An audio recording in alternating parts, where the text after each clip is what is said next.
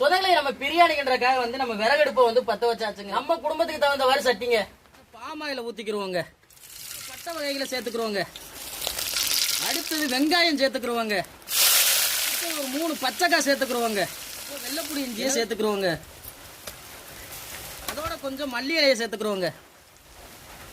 தக்காளியை சேர்த்துக்கிறோங்க. பிரியாணி பொடியை சேர்த்துக்கிறோம். கொஞ்சம் மிளகா பொடி சேர்த்துக்கிறோம். வெறும் 50 ரூபா தாங்க.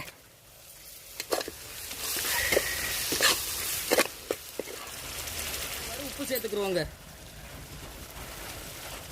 ஊற வச்ச பிரியாணி அரிசியை சேர்த்துக்கிறோங்க. இறாலோட பிரட்டி எடுத்துக்கிறோங்க. தண்ணி சேர்த்துக்கிறோங்க.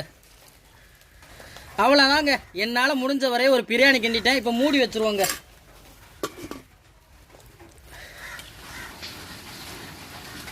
மணக்குது.